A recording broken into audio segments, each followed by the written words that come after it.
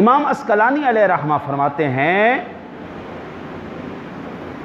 قد ابطل من زعم انه ولد فی عہد النبی صلی اللہ علیہ وسلم، لوگوں کا یہ نظریہ ہے کہ یزید جو ہے وہ پیدا ہوا تھا حضور سرور کائنات صلی اللہ علیہ وسلم کے زمانے میں، اور حضرت امیر معاویہ کندھوں پر بٹھا کر اس کو اس کے پاس لے کے گئے۔ آپ فرماتے ہیں یہ قد ابطل بالکل جھوٹی بات ہے، بالکل باطل بات ہے، اس میں کوئی وجود نہیں۔ پھر انہوں نے کہا کہ حدیث پاک ہے عن ابی عبیدہ بن جراح قال قال رسول اللہ صلی اللہ علیہ وسلم لا يزال هذا امر امتی قائما بالقسط حتى يكون اول من يسلمه رجل من بنی امیہ يقال له یزید۔ عبیدہ بن جراح فرماتے ہیں کہ رسول اللہ صلی اللہ علیہ وسلم نے فرمایا میری امت کا معاملہ عدل و انصاف پر قائم ہوگا یہاں تک کہ رخنہ اندازی کرنے والا پہلا شخص بنو امیہ میں سے ہوگا اور اس کا نام ہوگا یزید۔ مجمع الزوائد کے اندر جلد نمبر 5 صفحہ نمبر 241 اور سطر نمبر 22 ہے، 22ویں لائن کے اندر یہ بات لکھی ہوئی ہے جو میں نے آپ کے سامنے ابھی پڑھ کے سنائی ہے۔ حضور سرور کائنات صلی اللہ علیہ وسلم نے کیا فرمایا؟ میرے طریقے کو بدلنے والا، عدل و انصاف کو ہٹانے والا۔ اچھا جی، وقت کے دامن میں اتنی وسعت ہے نہیں میں آپ کو تفصیل سے عرض کر سکوں، ایک اور روایت عرض کر کے پھر میں عرض کرتا ہوں۔ اخرجا رؤیانی فی مسندہ عن ابی درداء سمعت النبی صلی اللہ علیہ وسلم یقول اول من یبدل سنتی رجل من بنی امیہ یقال له یزید۔ حضور نبی اکرم صلی اللہ علیہ وسلم نے ارشاد فرمایا میرے طریقے کو سب سے جو پہلے بدلنے والا شخص ہوگا وہ بنی امیہ میں سے ہے اور نام اس کا یزید ہوگا۔ حضرت ابو ہریرہ فرماتے ہیں یقول قال رسول اللہ صلی اللہ علیہ وسلم تعوذوا باللہ من سنت 60 و امارت الصبیان۔ آپ فرماتے ہیں حضور نبی اکرم صلی اللہ علیہ وسلم نے فرمایا ابو ہریرہ سن 60 ہجری کے فتنوں سے اور یہ لونڈوں کی حکمرانی سے اللہ کی پناہ مانگو۔ حضرت ابو ہریرہ پناہ مانگتے رہے۔ اچھا جی، یہ میرے سامنے سارے علماء کرام کا اس ٹائم موقف موجود ہے جس کا میں خلاصہ آپ کے سامنے عرض کر دیتا ہوں۔ یزید نے سب سے پہلے جو حکم جاری کیا وہ حکم یہ تھا کہ بھائی اسلام نے جو یہ شراب منع کی ہے نا جی، یہ اس وقت کی ضرورت تھی، منع کر دی گئی، لیکن اب جو ہے کوئی بات نہیں، تھوڑی بہت ہی چسکی لگا لیا کرو، کوئی بات نہیں، اس میں جتنے بھی ارباب اقتدار ہیں وہ سارے تھوڑا سا شراب پی لیا کرو۔ نبی اکرم صلی اللہ علیہ وسلم نے اللہ نے شراب کو کیا کیا؟ انما الخمر والمیسر والانصاب والازلام رجس من عمل، حرام قرار کر کے بند کر دیا، نہیں پینی۔ اور اس نے کیا کیا؟ ارباب اقتدار کے لیے، ارباب اقتدار میں ہر ایک شامل ہو گیا، وہ چاہے مسلح کے اوپر کھڑے ہونے والا تھا تو چاہے وہ مسند سیاست کے اوپر کھڑا ہونے والا تھا، ان کے لیے اس نے شراب کو جائز قرار دے۔ ملک پاکستان کے سیاسی افراد میں سے ایک نام ہے جی جمشید دستی۔ اس کے بارے میں آپ نیٹ پہ جا کے دیکھ لیجئے گا اس نے کون کون سے پول کھولے ہیں۔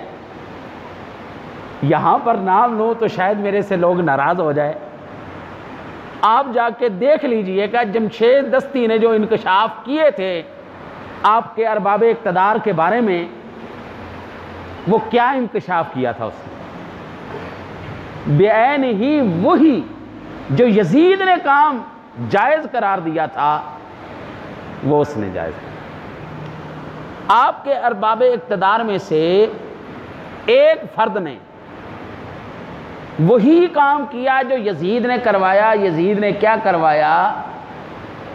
حرام کو حلال کروا دیا، زنا کو جائز کروا دیا، ماں کے ساتھ، بیٹی کے ساتھ، بہن کے ساتھ نکاح کو جائز قرار دیا۔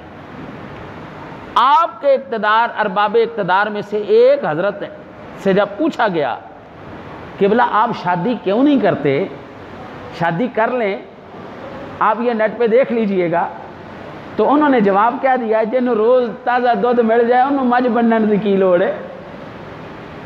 ہاں جی، آپ جا کے دیکھ لیجئے گا، بین ہی وہی بات جو یزید نے کہی تھی وہی بات ہے آج کا ارباب اقتدار کر رہا ہے۔ اچھا جی، اب یہاں سے نتیجہ کیا نکلا؟ نتیجہ یہ نکلا،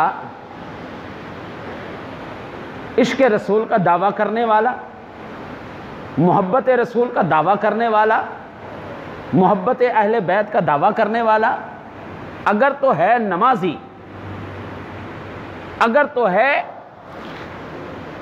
پھر تو بالکل وہ ٹھیک ہے جی، بالکل مبارک ہو اس کو، وہ اپنے دعوے کے اندر سچا ہے کہ اس کا قول، فعل، عمل، ہر چیز اس بات کی گواہی دے رہا ہے یہ محبت اہل بیت ہے، یہ عاشق رسول ہے۔ اور اگر اس سے ہے خالی، وہ ایک مولوی صاحب پکڑے گئے نا جی، تو ان کی گاڑی میں سے 50 شراب کی بوتلیں نکلی، تو اب وہ دلیل کیا پیش کر رہے ہیں، مجھے ڈاکٹر نے کہا تھوڑی سی پی لیا کرو، ڈاکٹر نے کہا تھوڑی سی، کچھ چرس نکل آئے، افیم نکل آئے، پاؤڈر نکل آئے۔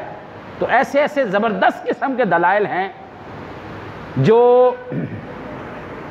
ہم یزید کی حکومت کو پڑھتے ہیں نا جی، اور آج کی حکومت کو پڑھتے ہیں، خدا کی قسم اتنا سا فرق بھی نظر نہیں آتا، بالکل وہی احکامات، وہی عمل، خرافات، بندر نچوانا، کتے لڑوانا، مجرے کرنا، فحاشی کرنا، یہ اس کا مرغوب ترین ہے۔ مسجد کو اس نے 3 دن تک مسجد نبوی کو بند کروا دیا، کوئی نماز نہیں، کوئی معاملہ نہیں، بالکل سیل آؤٹ کر دو۔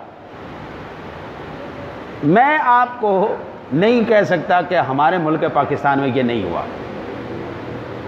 نام کس کا؟ کرونا کا۔ نام کس کا؟ بیماری کا۔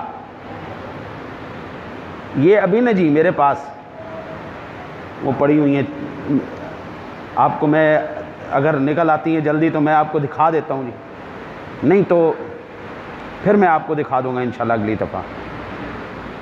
انہوں نے کہا جی کرونا آ گیا، آپ لگوائیں جی ویکسینیں، ٹھیک ہے جی، ویکسین لگوائیں، ویکسین لگوا لیجی۔ کہا جی جو ویکسین لگوائے گا وہ بندہ محفوظ ہو جائے گا اس کے اوپر۔ کہتے جی مولوی فرقہ واریت پھیلاتے ہیں اور مولوی آپس میں لڑواتے ہیں۔ 6 قسم کی کمپنیوں نے ویکسین متعارف کروائی ہے۔ ایک لگوانے والا امریکہ نہیں جا سکتا، ایک لگوانے والا سعودیہ نہیں جا سکتا، ایک لگوانے والا انٹرنیشنل سفر نہیں کر۔ 6 قسم، ایک فائزر کمپنی ہے، ایک اور اس طرح کی، وہ 6 کمپنیاں ہیں، زبانی مجھے یاد نہیں، اور ملی تو میں آپ کو عرض کروں گا انشاءاللہ۔ 6 قسم فرقہ واریت تو انہوں نے خود پھیلائی ہے۔ اور پھر کہتے ہیں اب کیا کہا جی، اب آگے جی ڈیلٹا ویو، جنہوں نے ویکسینیں لگوائی بھی ہیں نا جی وہ بھی بیمار ہوں گے، ان کو بھی کرونا دوبارہ ہو جائے گا۔ یار کیا لوگوں کو بیوقوف بنایا ہوا ہے۔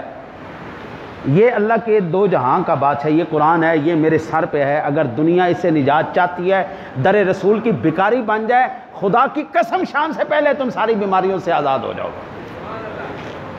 یہ 2 جہاں کا بادشاہ ہے۔ قرآن کہتا ہے وَلَوْ أَنَّهُمْ إِذْ ظَلَمُوا أَنفُسَهُمْ جَاءُوكَ فَاسْتَغْفَرُوا اللَّهَ وَاسْتَغْفَرَ لَهُمُ الرَّسُولُ لَوَجَدُوا اللَّهَ تَوَّابًا رَحِيمًا۔ جب تم اپنی جانوں پر ظلم کر بیٹھو تو کیا کرو، میرے رسول کے در پہ آ جاؤ اور پھر اللہ سے توبہ مانگو، پھر رسول تمہاری سفارش کریں، اور کیا ہوگا، لَوَجَدُوا اللَّهَ تَوَّابًا رَحِيمًا، تم اللہ کو بہت ہی رحم کرنے والا پاؤ گے۔ بات ختم ہوگی یار.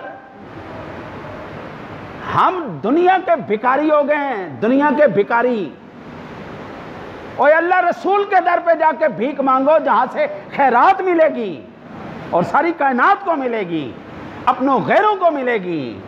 یہ وہ در ہے جو اپنوں کی پرورش کے لیے نہیں بنایا گیا, جو ساری کائنات کو رحمتوں سے, برکتوں سے, عنایتوں سے, فضل سے بھرنے کے لیے بنایا گیا ہے.